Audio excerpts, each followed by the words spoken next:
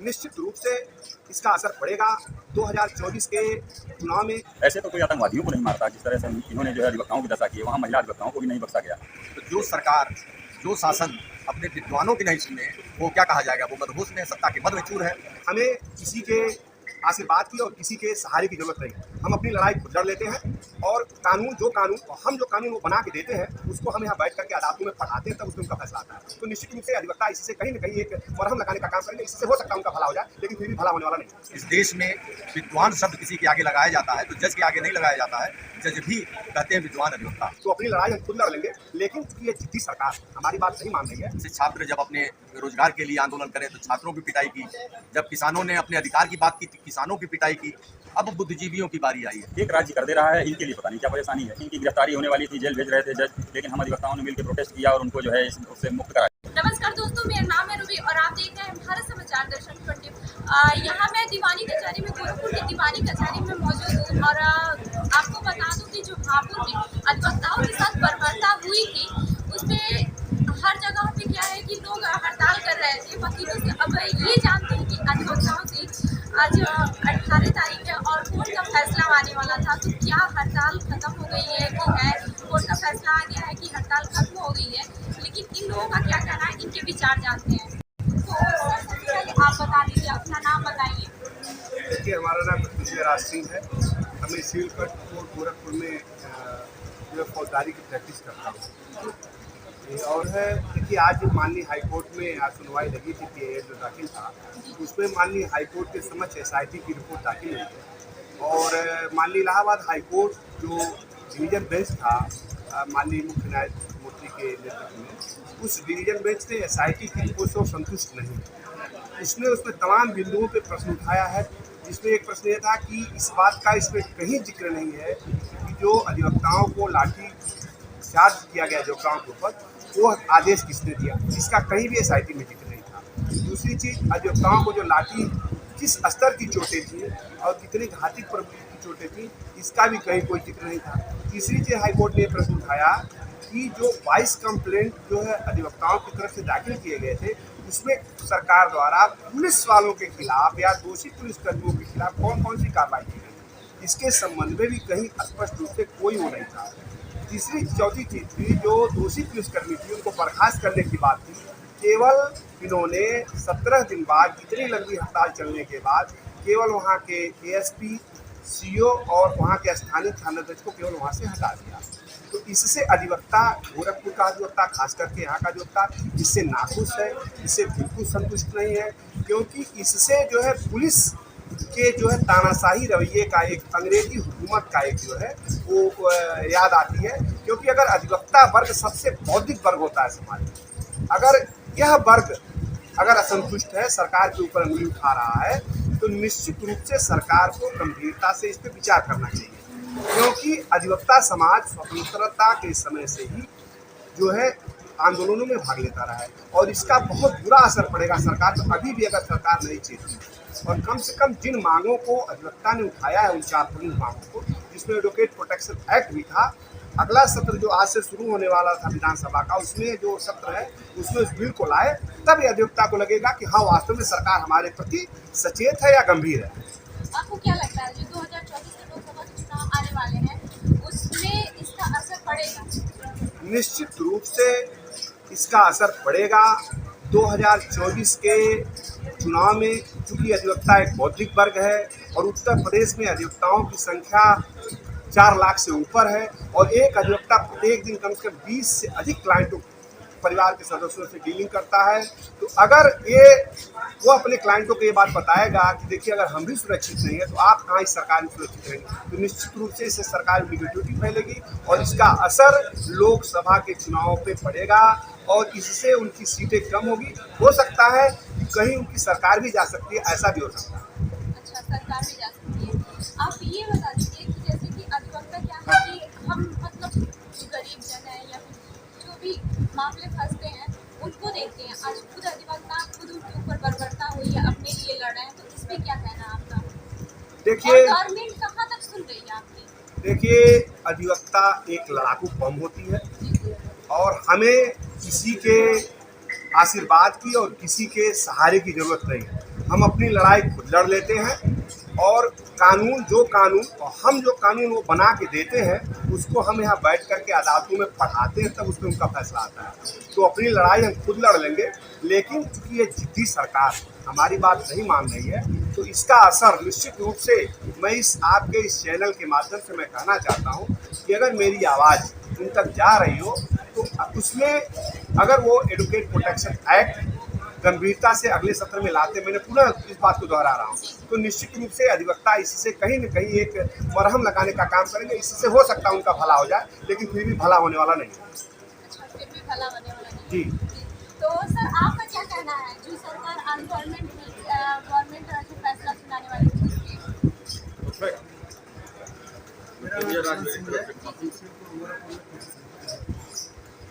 Government protection advocate protection act जो है उसमें मुख्यमंत्री जी से बात हुई, हमारे एक्टिविटी गए थे तो कहे कि मैं विधि आयोग को आदेशित कर दिया, उसका काम हुआ। सर क्या क्या मांगे हैं आप लोगों ने? जो की मांगे थी, जो अधिवक्ताओं के ऊपर अत्याचार हुआ था, निर्दोष पुलिसकर्मियों अधिवक्ताओं को मारा गया था, घरों को अपमानित किया गया था, पुलिस वालों के ऊपर एफआईआर हो गया है, ट्रांसफर हो गया सबका, सब पुलिस वालों का, ये सब मांगे थी। लेकिन अभी भी अधिवक्ता जो है असंतुष्ट है, इस पे क्या कहना है आपका? संतुष्टि तो बनी रहेगी, जो हमारी पूरी मांगे नहीं पूरी हो रही, तत्काल नहीं कोई सुनवाई कर रहा है। इतना दिन से हम लोग एफआईआर तो हुआ है, अभी एफआईआर ट्रांसफर भी हुआ है। होना कोई दंड नहीं है, एफआईआर होना कोई दंड नहीं है, ठीक है, एफआईआर सत्य लाज है। तो आप क्या चाहते हैं? हमें चाहते हैं कि हमारे मुकदमे वापस हो, और मुझे सूचित किया, जो भी आदेश पारित हो मुझे लिखित किया जाए।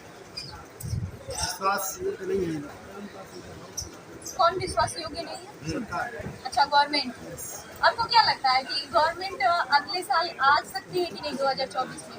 तो समय बताएगा, समय तो बताएगा ही, लेकिन ये जो बर्बरता हुई है अधिवक्ताओं के पास उस पे क्या कहना है आपका? इससे खर्चे रहेंगे, शासन रहेगा। सर पहले तो आप अपना नाम बता दीजिए और अधिवक्ताओं पे जो बर्बरता हुई है और आज जो कोर्ट का फैसला आने वाला था आ गया है, उस पे क्या कहना है आपका? मैं Anuj Asthana advocate civil court Gorakhpur में प्रैक्टिस करता हूँ। आज हापुड़ पर में जो वकीलों पर बर्बरता पुलिस प्रशासन द्वारा किया गया है, उसकी सुनवाई उच्च न्यायालय इलाहाबाद में थी, लेकिन जो एसआईटी शासन द्वारा गठित की गई थी वह हमारे हाई कोर्ट ने संज्ञान लिया है कि वो अपूर्ण है, इसलिए उसकी सुनवाई की अगली तारीख सारी कोई भेजे हैं कि इसको आप पूर्ण करके ले आइए। उसके लिए सुनवाई के लिए अगली तारीख 12/10/2023 नियत की है।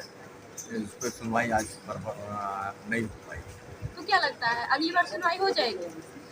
अवश्य होगी, क्योंकि हाईकोर्ट संज्ञान ले रही है। हाईकोर्ट उत्तर प्रदेश सरकार की जो वकील रहते हैं उनको कहा है कि आप जो बिंदुओं में कमी है उसको पूर्ण करके ले आइए और सुनवाई तभी वो तारीख नियत।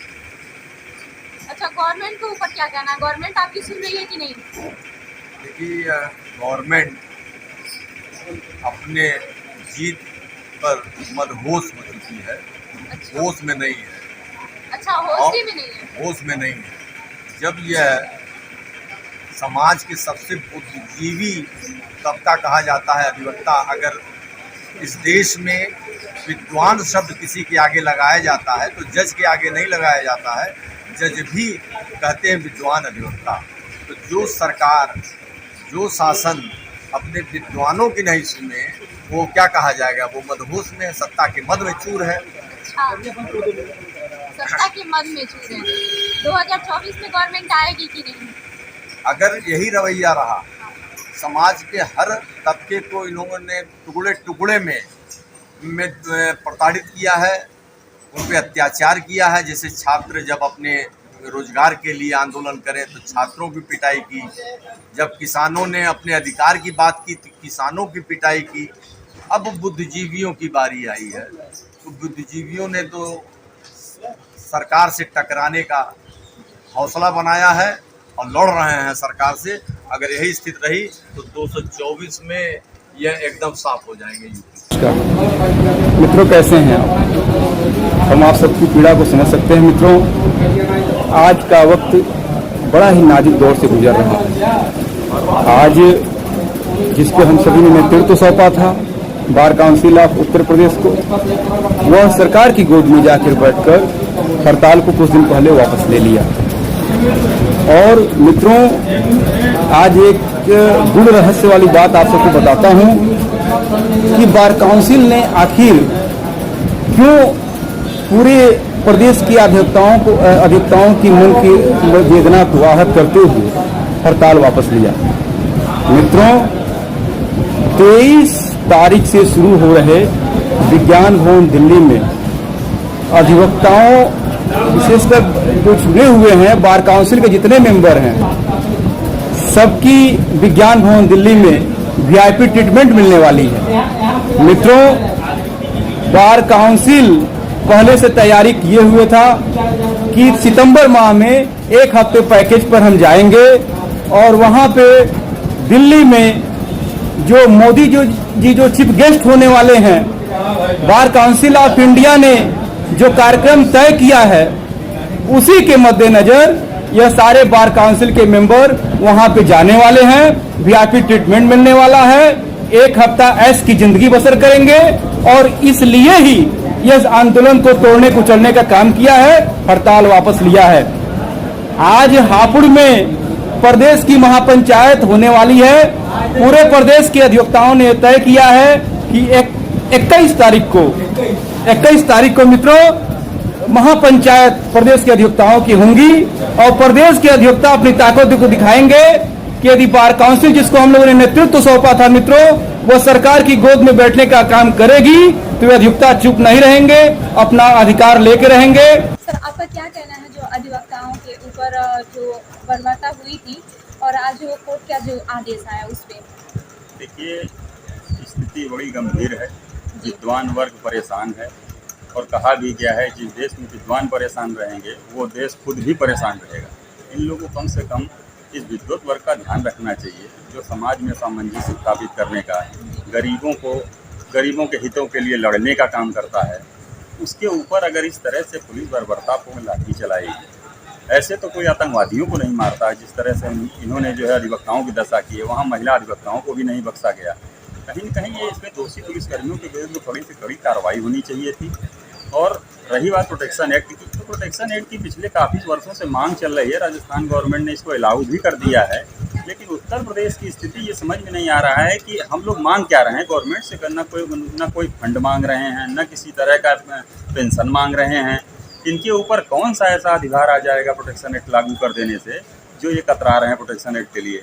एक राज्य कर दे रहा है, इनके लिए पता नहीं क्या परेशानी है। इनकी तो प्राइमरी ड्यूटी है जो है हर एक सदस्य जनता के हर एक आदमी को जो है प्रोटेक्शन देने का। तो हम लोग तो वही मांग रहे हैं जो इनके ऊपर बर्डन ऑलरेडी जो है गवर्नमेंट में के नुमाइंदा होने के नाते इम्पोज है। तो ये क्यों इतना जो है परेशान है, इसमें इनका जा क्या रहा है? हम तो सुरक्षा देना हर गवर्नमेंट के अपने नागरिकों का काम है, तो वही चीज़ मांगा जा रहा है। रही बात हड़ताल की, तो हड़ताल 12-14 दिन जो भी चली है, इसमें कहीं न कहीं जो असल मुद्दा ये रहा कि बार काउंसिल अपने उद्देश्य से भटक गया और 18-20 तारीख को जो है जिले का सम्मेलन होने वाला था उसको देख लेना चाहिए था। न्यायालय का क्या निर्णय आने वाला है, एसआईटी गठित हुई थी उसका क्या निर्णय होने वाला है, ये सारी चीज़ों पर गौर करके उनको कोई एक आम अधिवक्ता की एक राय बनाकर कोई मुद्दा कोई जो है एक राय कोई मंच पर लाना चाहिए था। लेकिन इन लोगों ने किया क्या कि जल्दबाजी में लिया गया ये फैसला है, जिससे हम सभी को निराशा है। लेकिन चूंकि हम लोग की पैरेंटल व्यवस्था है और जो है हम लोग की मुख्य बॉडी है, वो संस्था है, तो और कहीं न कहीं 14-15 दिनों में कुछ सरकार ने भी हमको भरोसे में लिया है। न्यूज़ चैनलों पर भी तमाम इस तरह से आया है कि हाँ जो है प्रोटेक्शन बिल के साथ में है गवर्नमेंट, तो इसलिए इसको जो है देखा जा रहा है। लेट अस सी क्या होता है। आपको क्या लगता है जो 2024 का चुनाव आने वाला है, इसका असर पड़ेगा इस पर? गवर्नमेंट ने इसी को देखते हुए, इसी दबाव में गवर्नमेंट ने अपने कदम पीछे खींच लिए। अन्यथा जो है ये स्थिति तो उस तरफ जा ही रही थी। कई राजनीतिक दलों का भी जो है हम लोग को सपोर्ट था और इस मंच का उपयोग करके वो भी अपने जो है मुद्दे को उठा रहे थे और कहीं न कहीं राजनीतिकरण इसका हो रहा था। इससे सरकार भी डरी हुई थी, सोच रही थी कि अगर ये स्थिति बन गई कहीं न कहीं तो हो सकता है कि चुनाव पर असर पड़े। 4 लाख की स्ट्रेंथ है हम लोग के प्रदेश में, कहीं न कहीं ज़रूर फ़र्क पड़ता है। अच्छा, कहीं ना कहीं फ़र्क पड़ता है। लेकिन आपको क्या लगता है ये जो एक्शन तो ले लिया है गवर्नमेंट ने, लेकिन अभी अगर पूरा ना करे इसको तो क्या लगता है आएगी कि नहीं गवर्नमेंट? नहीं, अब ऐसा तो नहीं करना चाहिए क्योंकि ये कदम अगर गवर्नमेंट उठाती तो बहुत ही मूर्खतापूर्ण होगा।